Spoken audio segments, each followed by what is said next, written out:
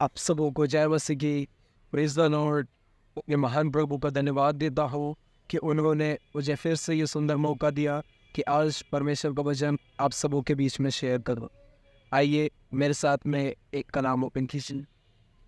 उत्पत्ति की किताब, इसका 4 अध्याय और मैं आपके साथ पढ़ूँगा 7वां वचन।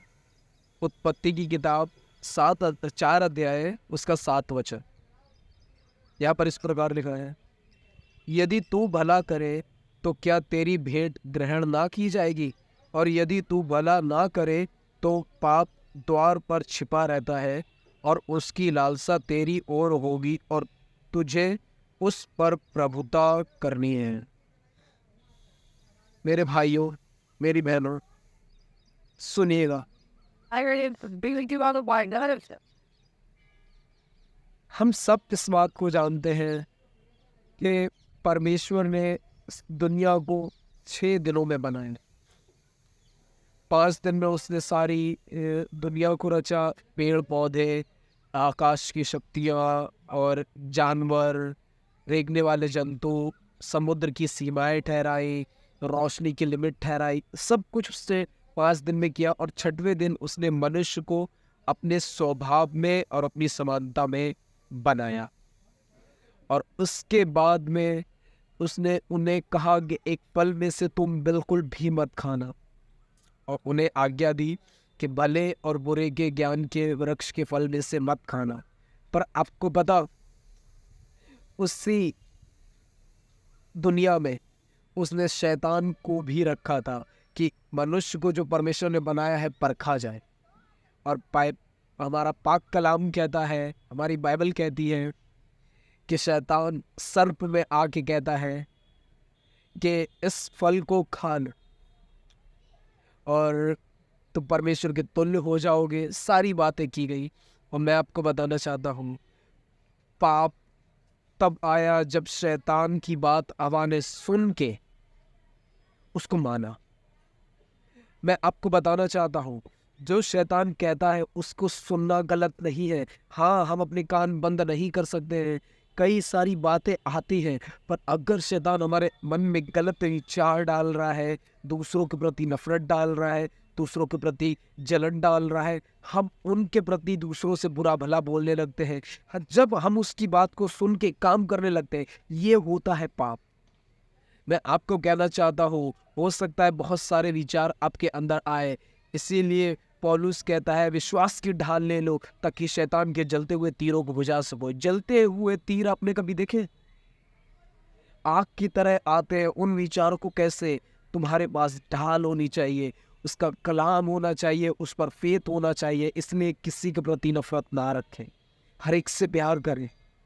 मैं आपको बताना चाहता हूँ, जब शैतान की बात हवा ने मानी और उसके बाद हवा ने वो फल खाया और आदम को भी खिलाया, लिखा है वे नंगे थे पर लजाते ना थे, अब उन्हें पता लगा। आदम जो परमेश्वर की आवाज़ सुनने के लिए मुझे लगता है आ जाता होगा, कहाँ पर एक जगह होगी, परमेश्वर ने अदन की बगीचे में एक जगह रखी होगी, क्योंकि बगीचा बहुत बड़ा था वो अदन गार्डन। और वहाँ पर एक जगह होगी जहाँ पर आदम परमेश्वर से वहाँ पर मिलता होगा, परमेश्वर वहाँ पर आते होंगे। कहीं पर भी आदम होता होगा, पूरे बगीचे में आ जाता होगा, नहीं ये टाइम है, प्रभु ठंडे के समय आता है, मुझे उसके पास जाना है। पर जब उन्होंने पाप किया, लिखा है खुदा आया और क्या देखता है? आदम छुपा हुआ है। और आदम को पुकार के कहता है कहाँ है तू? आदम पता क्या कहता है? आदम कहता है मैं तेरी आवाज़ सुन के डर गया। सोचिए, वही आदम जो आवाज़ सुनने के लिए कहाँ पर भी होता था, अदन बाग में जिस जगह पे प्रभु आता था वहाँ पर आता होगा हर दिन। पर एक दिन ऐसा भी हुआ कि परमेश्वर देख रहा था, अब पाप में ये गिर चुके, अब मेरे करीब भी नहीं आ रहे। जिस आवाज़ से उन्हें खुशी मिलती थी अब वो डराने लगी। मेरे भाइयों, मेरी बहनों, परमेश्वर की आवाज़ से प्यार करें। अगर वो डांटे तो प्यार करें, अगर वह भुड़के तो प्यार करें।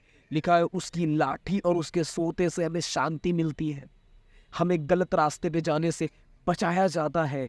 इसीलिए मुझे एक बहुत ब्यूटीफुल एक वर्ड लगता है, ये शाह में लिखा है, जब कभी तुम दाएं या बाएं मुड़ने लगो, तुम्हारे पीछे से कानों में एक शब्द सुनाई पड़ेगा कि मार्ग यही है, इसी पर चलो। पीछे से कौन है वो? खुदा हमसे कहता है गलत मार्ग पे मत जा, सही पर जा जिस पर मैं तुम्हें लेके चलना चाहता हूँ। कई बार हम गलत पाप करके, गलत वीडियोस देख के, गलत लोगों के साथ में रह के उनकी तरह बनते जाते हैं, उनकी संगतियों में बहुत मिक्स हो जाते हैं। परमेश्वर आवाज़ देता है इट इज़ रॉन्ग, वहाँ से निकल। और हमें निकलना के लिए जब वो कहता है उस आवाज़ को नकारे ना, परंतु स्वीकार करके उसमें से निकलने के लिए प्रभु से अनुग्रह मांग, मदद कर मुझे निकाल। लिखा है उस आवाज़ से आदम डर रहा था। जब परमेश्वर ने देखा ऐसा हुआ, उन तीनों को परमेश्वर ने पनिशमेंट दी और अदने मार्ग से आदम और हवा को निकाल दिया। सुनिएगा बड़ी ध्यान से। जब निकाल दिया, वहां पर लिखा है आदम अपनी वाइफ के पास गया, वहां पे एक बेटा हुआ जिसका नाम है कैन। उसके बाद एक और संतान उत्पन्न होती है जिसका नाम है हाबिल। बड़ी ध्यान से सुनिए। एक टाइम था जो कैन था वो खेती करता था, किसान, जो भी फसल होती है वो उसका वर्क करता था। और हाबिल जो था उसके पास बहुत सारे भेड़ बकरी बच्चे थे, वो उनको चराता था, उनकी सेवा करता था। मैं आपको बताना चाहता हूँ एक टाइम आया जब दोनों को, मुझे लगता है आदम ने कहा होगा कि एक काम करो, दोनों परमेश्वर को बलिदान चढ़ाओ, खुदा को भेंट दो। तब लिखा है पहले कैन प्रभु के लिए बलिदान लेके आया, अपनी फसल में से लेके आया। ये नहीं लिखा है अच्छा लाया बुरा लाया, पर वो फसल लाया अच्छी मुझे लगता है लाया होगा। हाबिल भी गया और उसने अपने अच्छे, सबसे अच्छे बछड़ों में से, मेमनों में से जो भी है वहाँ से लिया और सबसे उत्तम बछड़ा प्रभु को दिया। और आपको पता होता है क्या, उन दिनों में अगर एक वेदी बनाई जाती थी और बलिदान उस पर रखा जाता था और परमेश्वर भेंट को स्वीकार कर रहा है, इसका एक सबूत होता था, ऊपर से आग गिर के उस चीज़ को, वेदी को ऊपर जो बलिदान होता है उसको स्वीकार करती थी। आप पढ़ सकते हैं एलिया ने जब वेदी बनाई और उस पर बछड़ों को रखा तो स्वर्ग से आग आके उस चीज़ को प्रकट किया कि हाँ ये मैं हूँ, परमेश्वर ने। उसी तरीके से मैं आपको बताना चाहता हूँ कैन के बलिदान पे कोई आग नहीं आई। जब हाबिल ने बलिदान उस पर चढ़ाया वेदी पर, तो लिखा है प्रभु, लिखा नहीं ऊपर से आ गए, और लिखा है प्रभु ने हाबिल को और उसके बलिदान को स्वीकार किया। अब सुनिएगा क्या बात थी कैन में कि उसका बलिदान नहीं स्वीकार किया गया, क्या बात थी हाबिल में कि उसका बलिदान स्वीकार किया। मैं आपको बताना चाहता हूं कि कैन के लिए प्रभु यहां पर कहता है अगर तू भला करे तो क्या तेरी भेंट ग्रहण ना की जाएगी। आपको पता कैन की भेंट क्यों नहीं ग्रहण की प्रभु ने?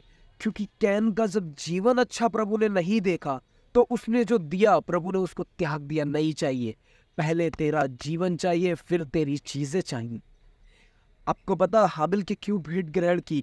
क्योंकि परमेश्वर ने हाबिल के जीवन को देखा, वो अच्छा जीवन है, उस जीवन को परमेश्वर ने कहा एक्सेप्ट किया, और फिर जो हाबिल ने दिया प्रभु को उसको प्रभु ने एक्सेप्ट किया। मैं आपको कहना चाहता हूँ अगर आपका जीवन अच्छा नहीं है, आप करोड़ों रुपए प्रभु को दो, आप अपना सब कुछ दे दो, तब भी प्रभु के लिए कोई मैटर नहीं करता, कोई मायने नहीं। प्रभु चाहता है आपका जीवन ठीक हो। अगर आपका जीवन ठीक है तो ही ऊपर से आग आएगी। अब मैं आपको क्या समझाना चाहता हूँ, बड़ी ध्यान से सुनिए। कैन के बलिदान पर आग नहीं आई, हाबिल के बलिदान पर आग। याद रखिए जब हम यीशु को प्रभु स्वीकार करते हैं तो पवित्र आत्मा हमारे अंदर आता है। पवित्र आत्मा खुदा का आत्मा है, वो हमारे अंदर आता है।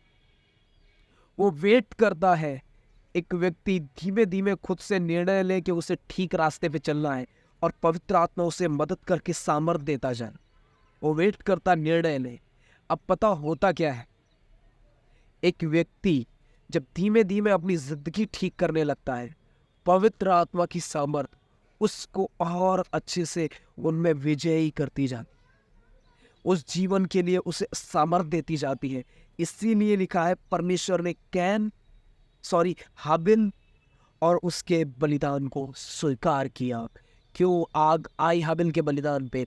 क्योंकि हाबिल ने प्रभु को अपना जीवन पहले दिया था। मैं आपको कहना चाहता हूँ, यीशु को जब हम प्रभु स्वीकार करते हैं, हम पवित्र आत्मा से पवित्र आत्मा प्रभु हमें दे देता है, पर उसकी अगर सामर्थ हमें चाहिए, एक बात याद रखना, हमें अपना जीवन ठीक करना पड़ेगा। पवित्र आत्मा लिखा है इब्रानियों में, जब कभी तुम पवित्र आत्मा की आवाज़ सुनो तो अपने हृदय को कठोर ना करो। पवित्र आत्मा में कुछ करने के लिए बोलता है देख, तो बहुत अधिक गलत वीडियोस देख रहा है, बहुत अधिक टीवी देख रहा है, बहुत अधिक फ़ोन यूज़ कर रहा है, तेरी संगति ऐसी है जो मुझे बिल्कुल पसंद नहीं है, जो तुझे अंधकार में लेके जा रही है, देख तू यहाँ मत जा। जब पवित्र आत्मा हमसे कुछ कहता है और हमें उसको स्वीकार करना चाहिए, जब हम स्वीकार करते हैं तो वो अपनी सामर्थ्य हमें प्रकट करता है, पर जब उस आवाज़ को हम नकार देते हैं, कोई सामर्थ्य नहीं आती। क्यों? क्योंकि प्रभु ने हमें कहा जीवन ठीक करो, किसके द्वारा? आत्मा के द्वारा। जब हम जीवन ठीक करने की कोशिश करते, आत्मा हमें सामर्थ्य देता है। कैन के हाबिल के बलिदान पे क्यों आ गए? क्योंकि हाबिल का जीवन प्रभु के योग्य था। मैं आपको कहना चाहता हूँ, प्रभु के लिए अपने जीवन को ठीक करें। सिर्फ सब कुछ चीज़ों से जो बाहरी है उसे खुश करने की कोशिश ना करें। आप बहुत दान दे के परमेश्वर को खुश नहीं कर सकते। आप चर्च में सेवकाई करके आप लोगों को वचन बता के खुश नहीं कर सकते हैं। आप वर्शिप करके प्रभु को खुश नहीं कर सकते। आप दुआएं बहुत करके प्रभु को खुश नहीं कर सकते। ये सब ज़रूरी है, बहुत ज़रूरी है, पर उस सबसे उत्तम एक बात है, हमारा जीवन ऐसा होना चाहिए जैसे हमारे खुदा का था, मसीह का था। वो जीवन ही प्रभु को खुश कर सकता है, वो जीवन प्रभु को प्रसन्न कर सकता है। इसीलिए लिखा है, हाबिल को और उसकी भेंट को स्वीकार किया। मैं आपसे कहना चाहता हूँ, आप चाहते हो आप पवित्र आत्मा से भर के हर दिन जिंदगी जियो, अपने जीवन को जो आत्मा कहता है उसके अकॉर्डिंग चलाओ, और आप देखोगे आत्मा आपको सामर्थ पे सामर्थ दे के आपको स्ट्रॉन्ग करे। मैं आज एक बात एक दिन पढ़ रहा था, वो मैं आपको बताऊँ, बहुत ही प्यारी है। जब एलीशा के पास में एक विधवा आती है और कहती है मेरा पति मर गया है, मेरे बच्चे 2 हैं और उनको लोग ले जाने वाले हैं, जिनका कर्जा था वो लोग ले जाने वाले हैं और मैं बहुत परेशान हूँ। एलीशा उससे एक बात कहता है, कहता है तेरे घर में क्या है? कहती है तेरी दासी के घर में 1 हांडी तेल को छोड़ और कुछ नहीं।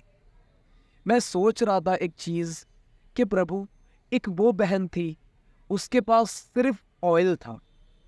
आज एक हम हैं, हमारे पास प्रभु फेसबुक, इंस्टाग्राम, यूट्यूब, ट्विटर और तमाम एप्सेस, व्हाट्सएप, सब चीज़ों ने हमें घेर रखा है, और तभी हम उनमें से कुछ कर नहीं पाते हैं। हम सिर्फ लोगों में उनकी बातें शेयर करते रहते हैं जो हम फेसबुक, व्हाट्सएप पे सीखते हैं। पर उस मैन में क्या ब्यूटीफुल चीज़ थी, उसके पास तेल था, ऑयल था। एलिशा ने कहा द्वार बंद कर, उस ऑयल को अपने सब घरों में डाल, बर्तनों में डाल, और वो ऑयल एक बहुत बड़े बर्तनों में डाला गया, तो बर्तन धीमे धीमे करके भरते गए। आपको पता होता क्या है, आज बहुत सारे लोगों से पूछो आपके पास क्या है? मेरे पास गाड़ी अच्छी है, मेरे पास में घर अच्छा है, मेरे घर में सारी सुविधाएं हैं, हमारे बच्चे अच्छे स्कूल में पढ़ रहे हैं, सिटी के सबसे टॉप स्कूल में पढ़ रहे हैं, हम अच्छी जॉब करते, सब कुछ है हमारे पास। मैं आपसे क्वेश्चन करना चाहता हूँ, क्या पवित्र आत्मा की सामर्थ है? उससे भर के जी रहे हो? ये सब चीज़ें प्रभु की दृष्टि में कुछ भी नहीं है। प्रभु की दृष्टि में वही चीज़ इंपॉर्टेंट है जो आत्मा से भर के जीवन जिया जाता है। लिखा है 5 बुद्धिमान थी, 5 मूर्ख थी कुंवारियाँ। बुद्धिमान वो थी जिनके पास ऑयल था। प्रभु की दृष्टि में ये सब चीज़ें मायने नहीं रखी जाएंगी, तुम्हारे पास कितना पैसा है, कहाँ पढ़ते थे, किस पोजीशन पे थे। प्रभु के सामने ये मैटर किया जाएगा, ये मायने एक दिन रखा जाएगा, तुमने उसकी आत्मा से भर के कितना अधिक अच्छा जीवन जिया, कितना खूबसूरत जीवन जिया। आज मैं आपसे एक बात पूछना चाहता हूँ, उस बहन की पास जो था ऑयल, उसमें से और बड़ा खुदा ने उसकी प्रॉब्लम उसमें से सॉल्व की। हमारी प्रॉब्लम क्या है? हम फेसबुक, इंस्टाग्राम, इन सब लोगों से तभी प्रॉब्लम सॉल्व नहीं हो रही, हम इनमें से हैं। मैं एक दिन सोच रहा, आप ये बात सोचिए, हैरान हो जाएगी, हम क्यों ब्लेस नहीं होते, हम क्यों खुदा के राह पे नहीं चल पा रहे?